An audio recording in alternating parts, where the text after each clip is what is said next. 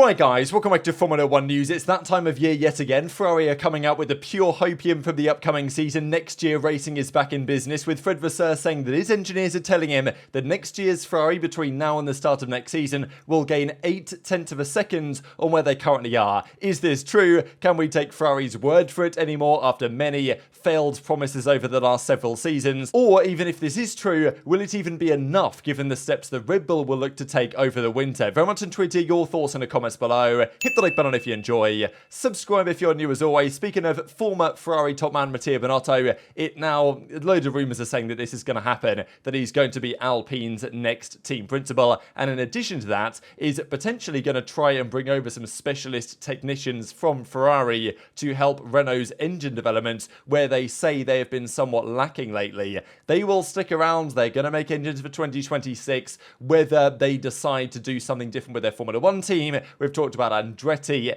Helmut Marko's given his thoughts that they should just sell the team straight up to Andretti and still provide them the Renault engines that they were going to if Andretti come into the sport, but Binotto is apparently going to be at the helm over there. There was also this from Nyck de Harvard. We saw that Nicholas Latifi gave an update recently saying that he is going to be enrolling in, I think, the London Business School, doing some sort of degree over the next couple of years, I'm guessing. Nyck de Harvard says he's going to start studying at Harvard and is not in a rush to make a racing return. Now, I don't believe that this is like he's got like a mission to go to Harvard for this crazy course.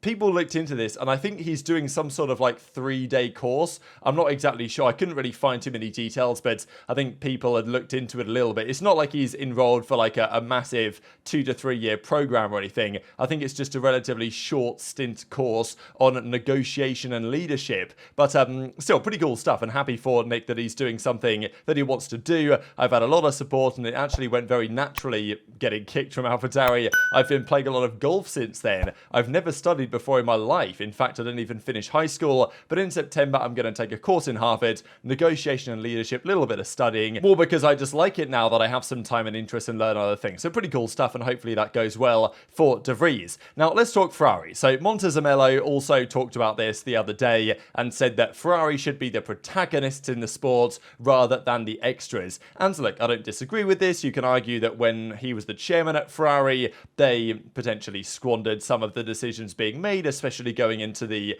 2014 set of regulations in terms of the engine development stuff, where Mercedes and Ferrari should have been the clear front runners, and Ferrari kind of bottled it, to be honest, and Mercedes had the lead for many years as, you know, one of the big works teams in Formula 1. But let's be honest, is he wrong about this analysis, right? Should Ferrari be doing far better than they are this season? For sure. Yes, they made a great car at the start of last year. You'd have thought they would have been able to capitalize upon it for this season, but they've gone massively backwards from having the fastest car on average at the start of last season to having nowhere near the fastest car towards the end of last season, and then this year being nowhere near and currently sitting P4 in the constructors. Far from ideal given where they thought they might be. What's causing this? Is it just classic Ferrari problems? Is it like entitlement on that side? Is it just bad organizational management, friction between the upper guys and the guys working on the Formula 1 team? There's plenty of problems at Ferrari, and Vasseur is trying to figure that out. And the immediate results in the immediate term probably don't matter that much to Vasseur. It's more about building a structure and a system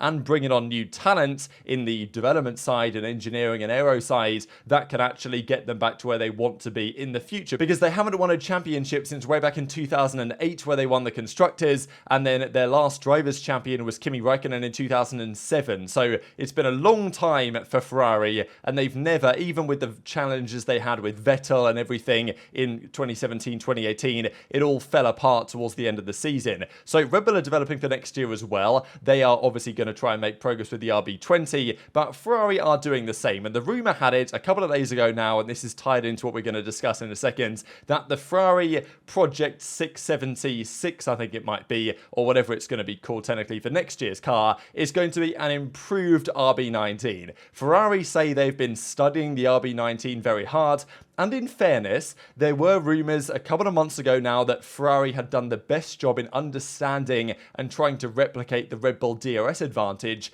And at Spa and other tracks, we have seen that Ferrari probably, out of all the cars on the grid, have the closest thing to that Red Bull DRS advantage that any team has. So maybe they do understand more about the RB19 than we would potentially be led to believe by the performance of their car. But the plan on paper is that they will be able to take the RB19 and make that car even better, and that's going to be next year's Ferrari. So look, this seems a slightly bit optimistic that next year's Ferrari is going to be just an upgraded Red Bull, but still, that is the plan that Ferrari are trying to implement. And they also say that any deficit they have on the hybrid side compared to Honda, which is apparently exists, which is a bit surprising because you guys remember at the start of the season there was all this talk, Ferrari, our engine's going to be like 30 horsepower faster, we're going to be more powerful, we're going to be an absolute rocket ship. And now they're talking about the fact that the Ferrari is actually weaker than the Honda.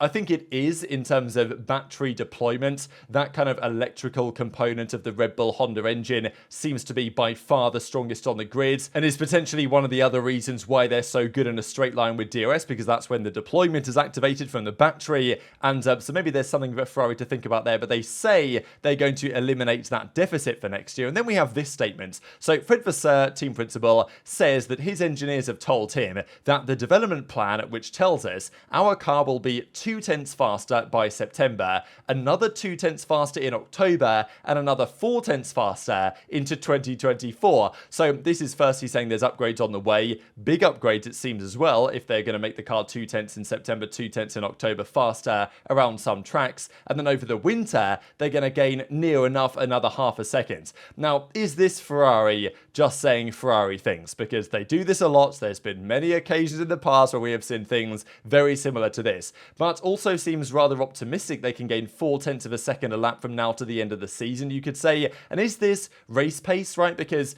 race pace is largely determined by tyre degradation at times. One of the reasons why the Red Bull is able to be so quick is because it doesn't degrade the tyres. They can lean on the tyres towards the end of the stint if necessary, and if your tyres degrade fast, your race pace is terrible, even if you've got good one-lap pace. So, okay, sure, your car might have more downforce in a few months, and you might be a couple of tenths faster on a single lap. Does that make you faster over a race distance? Potentially not, but even if we take this as face value, it's somewhat difficult to, especially given some of the words that have been said previously.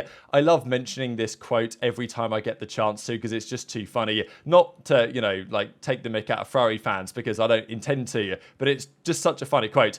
Benedetta Vigna said in February, guys, I'm sure I remember this, the Ferrari SF23 will be a single-seater that will be unprecedented in terms of speeds. This is just so legendary, and of course the car is now pretty much the fourth fastest car. Some weekends it's second fastest, some weekends it's fourth fastest, and they're fourth in a championship. Potentially they can make progress, they can overtake Aston Martin and all this, but it's still not great, is it, compared to where they thought they would be with this year's car compared to how much faster the Red Bull is than them. And just to put it into perspective here, this is the average race pace advantage that Red Bull have had over their nearest rival. So Bahrain and Saudi, their nearest rival was Aston Martin, and in Miami, and in Monaco, and in Canada, with 0.5 of a second in race pace. Now in qualifying, this gap was often much smaller. We're talking a couple of tenths, or Hamilton got pole, of course, in Hungary, Leclerc got pole in Baku. So in qualifying, it's a much closer delta, but in race pace, for various reasons, and tyre degradation, as I mentioned, especially because the car's so good,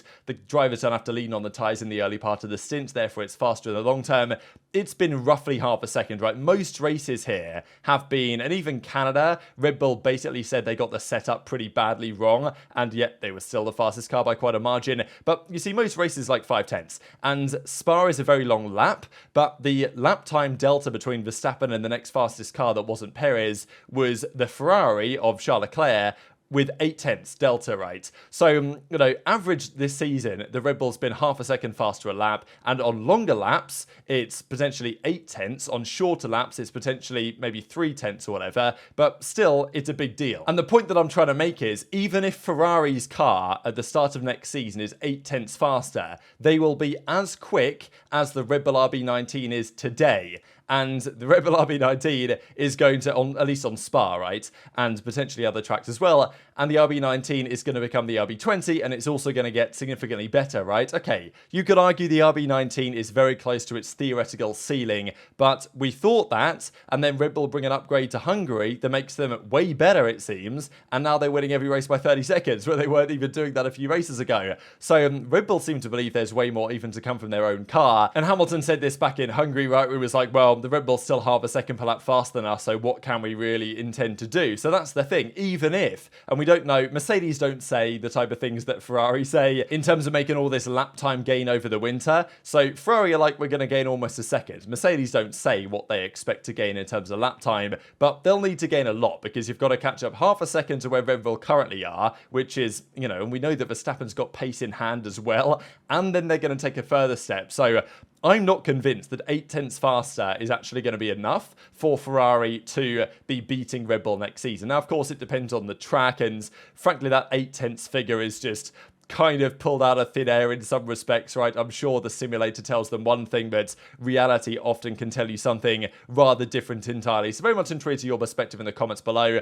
Just one final thing I wanted to close out with. Thought an interesting idea here from George Russell, because we know that on sprint weekends, it's very challenging for teams to set up their car correctly. You do one practice session, especially for Mercedes at Spa, for example, they bring a substantial new upgrade. They have one practice session where it was mixed conditions to try and figure out what's going on with the setup, the suspension settings, the ride height, all of this stuff. And once you've got it locked in for qualifying, that's it for the weekend. No more changes can be made. Russell can't decide to change his rear wing. That's it. Once you've locked in after that 1 hour on a sprint weekend, then it's set. Now, on a normal weekend with 3 practice sessions, sure, once you've done the 3 practice sessions, 3 hours of practice, you better know damn well what you want your setup to be. But on a sprint weekend, maybe there is an argument to say that if qualifying goes badly, Parc Ferme can be relaxed somewhat on those weekends. It's a debate because I'm sure the teams would like that to be the case, but then again, races like George Russell's victory in Brazil last year probably don't happen if it's not a sprint weekend, because Red Bull didn't get the setup right in one practice session. If George's idea applied, Red Bull last year probably get their setup right and they'd change it after qualifying, and then maybe they're faster than the Mercedes and beat them that weekend. So, you know, I think the restrictions we currently have tend to make the races more interesting. At least we've seen that in the past. I'm not really so sure that's been the case this season, that the unknown factors during a sprint weekend really have made that much difference, but just intrigued to your perspective on that one in the comment section below. Hit the like button if you enjoyed, subscribe if you're new, take care, and I'll see you next time.